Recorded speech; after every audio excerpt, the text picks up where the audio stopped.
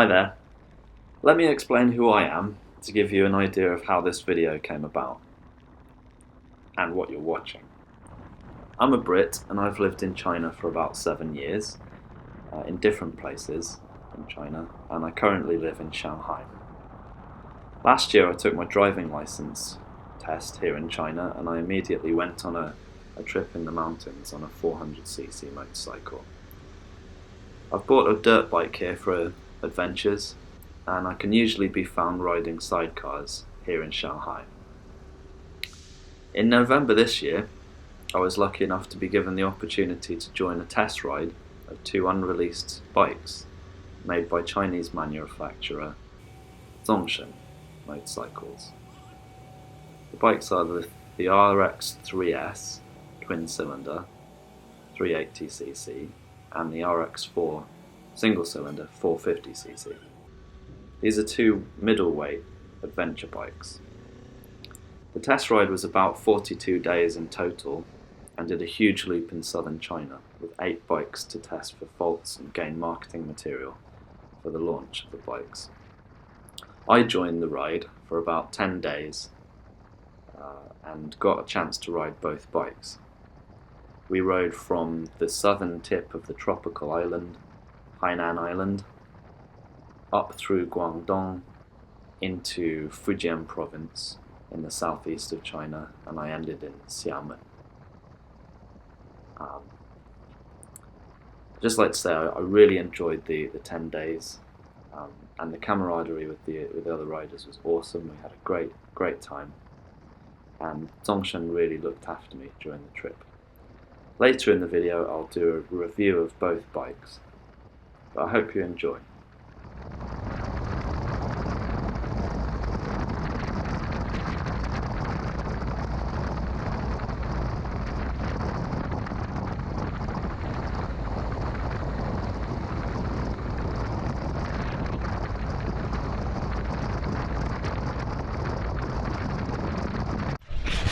Okay, I don't know where we are, somewhere in Hainan. We've stopped for a break. Look at this, it's beautiful, huh? All these trees. We've got eight bikes.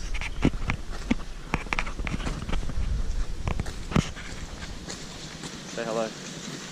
Hello? My bike. Here we are. Hello. Hi.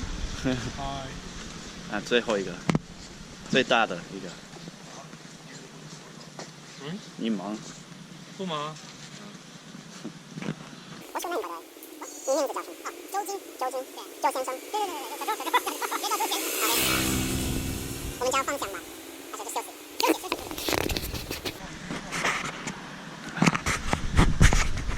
RX4 here. That was as good as home, Danny.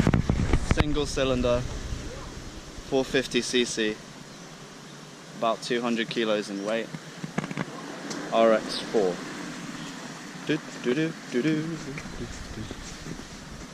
Hello. Yeah, so we've stopped for a break. This is the RX3s. 380 cubic centimeters. It's a twin cylinder. Nice. I think this is 180 kilos in weight. Let's have a look. Cigarette lighter, USB. There's the dashboard. Luggage, very nice, aluminium. What can I say?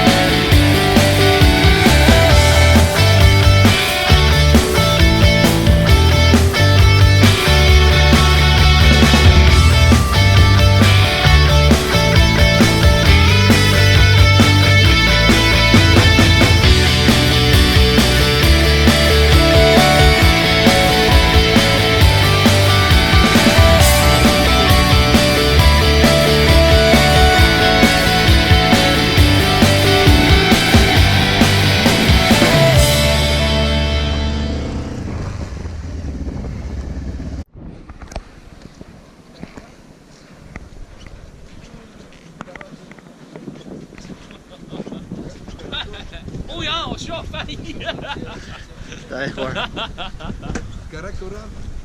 Karakoram. Ni hao. I love you, Steven. Oh no, I'm editing that out.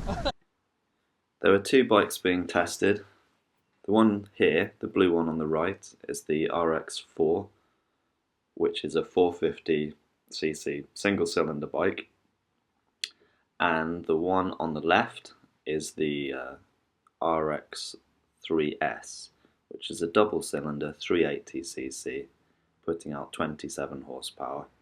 Both bikes have adventure styling, including essentials like a large screen, which worked fairly well, crash bars around the engine, and large 20-litre tanks for long distances. That's 5.2 gallons in the US, 20-litre tanks. In China, ABS and aluminium panniers, as well as a top box, can also be added, but the base model comes without ABS or these panniers that you can see.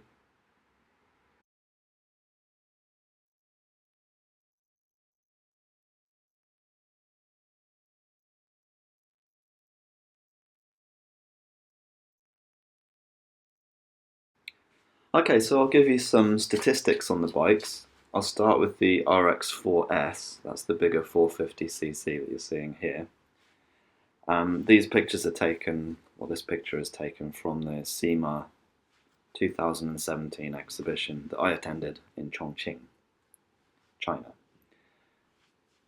This bike is, as I said, 450cc, single cylinder, water cooled.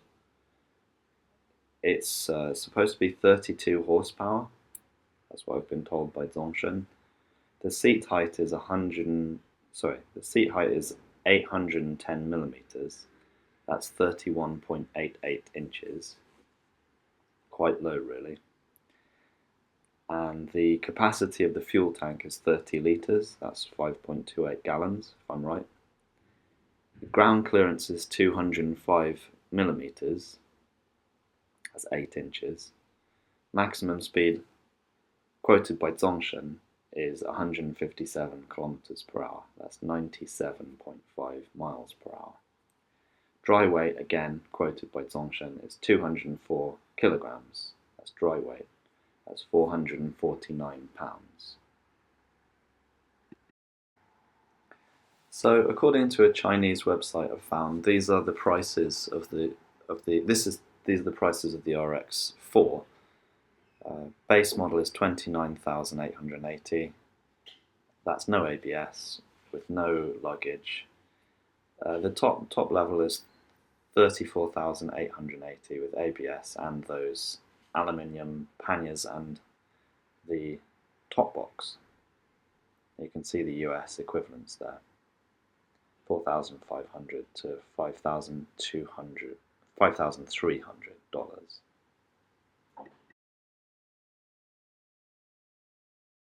The other bike is the RX3s. That's 380cc. It's a twin cylinder water-cooled engine, fuel injected, 27 horsepower stated by Zongshen. Seat height is 790 millimeters, that's 31.1 inches. Also has a fuel capacity of 20 litres. The tank holds 5.28 gallons, that's 20 litres. Ground clearance is 190 millimeters. Maximum speed is 140 kilometers per hour. That's 86.9 miles per hour. Dry weight 185 kilos, so lighter than the other bike, 407 pounds. And the quoted prices for the RX3s upon release are 26,880 for the base model, no ABS, no luggage, and the top level with ABS and the luggage is 32,880 yuan. So between 4,000 for the base level with no ABS, $4,000, up to around, wow, 5,000 nearly, including ABS and those aluminium panniers and top box. So a bit of a review on the bikes. The marketing guy said that the RX3s is aimed at people getting into off-road and adventure riding or touring. So people moving from normal road bikes here in the domestic market into adventure bikes.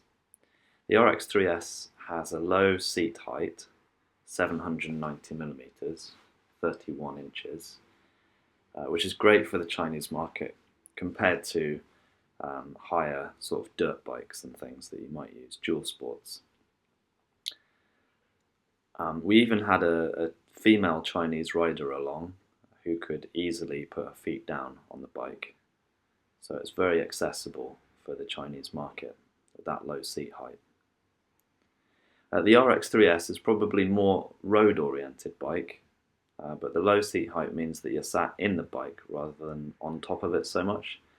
So if you do want to do some off-road things on the trip, the lower centre of gravity is quite confidence-inspiring. We took the bikes along the beach and into the surf and also into the hills on some, albeit limited, stretches of rocky and steep unpaved sections. Standing up is pretty comfortable and the bike is quite easy to control in this position, although my fellow French rider said that he bottomed out the suspension, so again, showing it's a bit more road biased as a bike. I've found in China that on long trips they often involve a lot of road and very little dirt. So this bike is well suited for adventures in China, where going into the wild is not the basis of your ride. I've got to say though that the comfort of the RX3s was pretty good. It has a wide squishy seat, which is quite set back. Before I've had a numb bum more than once riding on off-road bikes in China. So I didn't get that problem at all on the RX3s. But the problem I did get with comfort was I got really sore knees riding this bike. I'm 180 centimeters or 5'10". So after a couple of hours, my knees would really kill. It would really hurt. I think that's probably because of the lower seat height and the pegs have come up. So it's kind of a cramped position.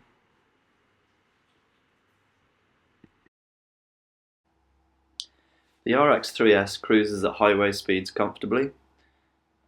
It can reach 120 to 130 and stays there quite comfortably. So 120 kilometers per hour is 74 miles per hour.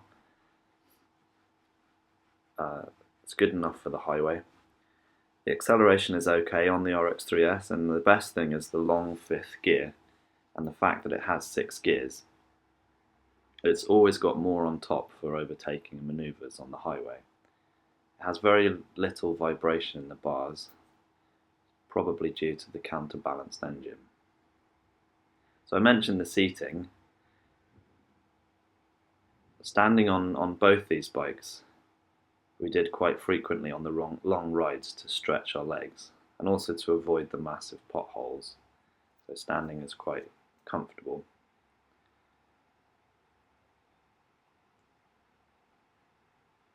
It's nice for me to have a heavier bike. I usually ride a 250cc dirt bike, which is 120 kilos or something thereabout. So the slightly heavier weight, bigger weight is quite comforting, quite grounded. The RX3s is 185 kilos in weight. I can't really comment on quality as I didn't ride for a very extended length of time, 6 or 7 days, but I did see rust on the frame which the top box was attached to, which was weird I thought for a bike that was only 4 weeks old. I found it difficult to find the neutral gear, which was a pain. On the plus side, I've had electrical problems before with Chinese bikes, for example a fuel gauge that doesn't work. There are no electrical problems that I had on this bike. My French riding partner though told me that the suspension and brakes don't match Japanese adventure bike quality. To be honest, I've only ridden Chinese bikes, so it's not a comparison I can make, but I've mentioned this, this is more road-oriented bikes. The suspension is not massive. Okay, I'm gonna try the RX4 450cc. I've got to do this quickly because we're leaving now. Here's the bike.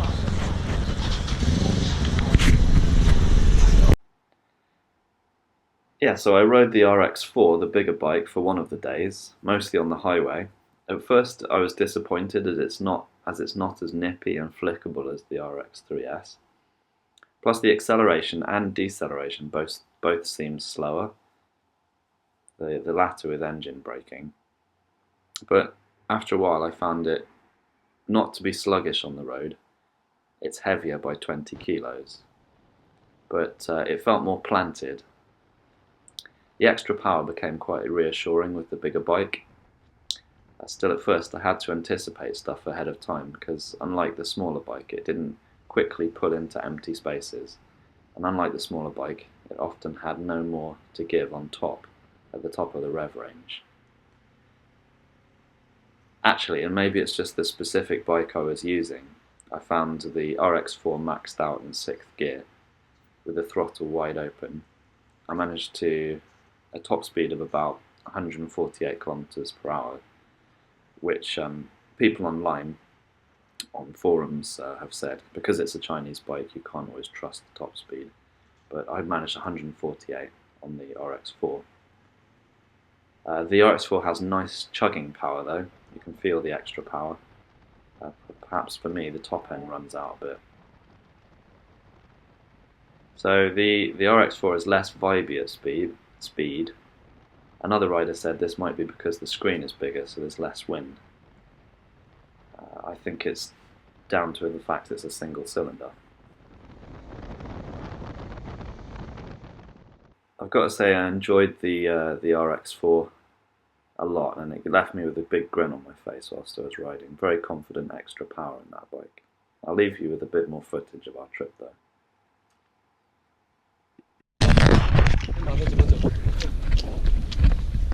Say hello. Whole team going to Gulangyu in Xiamen, Fujian.